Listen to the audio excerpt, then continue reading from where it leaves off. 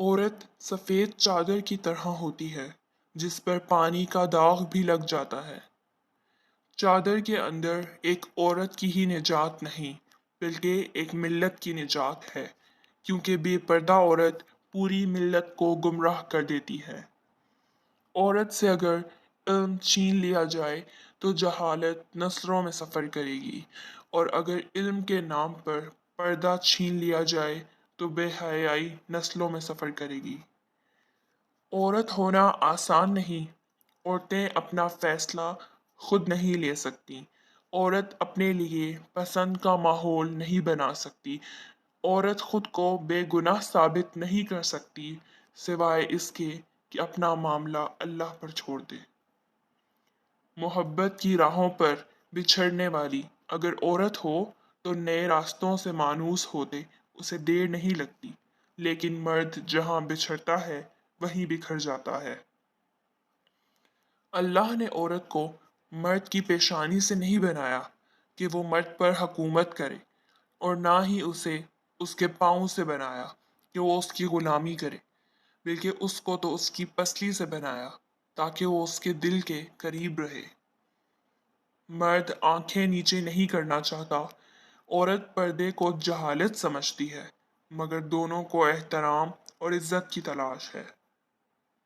उस औरत के दिली सकून का कोई अंदाज़ा नहीं लगाया जा सकता जिसकी मोहब्बत उसका शौहर हो। बेहतरीन बीवी वो है जो शौहर की मौजूदगी में औरत और गैर मौजूदगी में मर्द बन जाए। औरत के तकद्दुस की हद ये है कि फरिश्तों से भी उसकी बनावट का पर्दा रखा गया, और पहली औरत उस मर्द की पसली से पैदा की गई जिसकी वो मनकूहा कहलाई। उस माशरे का अजीब अलमिया है कि यहाँ घटिया से घटिया बेहया मर्द को भी बाहया, शरीफ और पारसा बीवी चाहिए।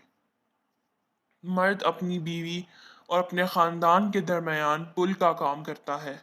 अगर पुल कमज़ोर हो तो सारे रिश्ते कमज़ोर हो जाते हैं।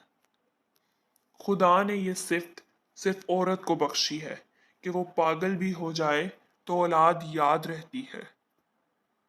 माँ तब भी रोती थी जब बेटा खाना नहीं खाता था, और माँ आज भी रोती है जब बेटा खाना नहीं देता। मुझे एक औरत को देखकर दुख होता है। जब उसकी ज़ात पर धब्बा लगता है तो वो उसे मिटाने के लिए दाढ़ी नहीं रख सकती। औरत के बारे में मशहूर है कि वो राज नहीं रख सकती, लेकिन हकीकत ये है, औरत को राज रखना अगर ना आता तो कोई भी मर्द सर उठाकर ना जी सकता। अगर कोई औरत आपसे आपका मर्द चुरा लेती है तो सबसे अच्छा बदला ये है कि उसे उधर ही रहने दे, क्योंकि असली मर्द कभी चोरी नहीं होते। औरत रो सकती है, दलील नहीं पेश कर सकती। उसकी सबसे बड़ी दलील उसकी आंख से ढलका हुआ आंसू होता है। औरत शक करे तो मर्द हंसकर टाल देता है, लेकिन मर्द शक करे तो औरत रो रो कर टूट जाती है। हर मर्द की बीवी उसके लिए हीरे की तरह है और दूसरी औरतें लोहा। तो फिर वो शख्स अक्लमंद कैसे हो सकता है जो हीरे को छोड़कर लोहे के पीछे भागे। नाक और पगड़ियां तो ऊंची रह जाती हैं, बिनते हवा के जज्बात का मगर जनाजा निकल जाता है।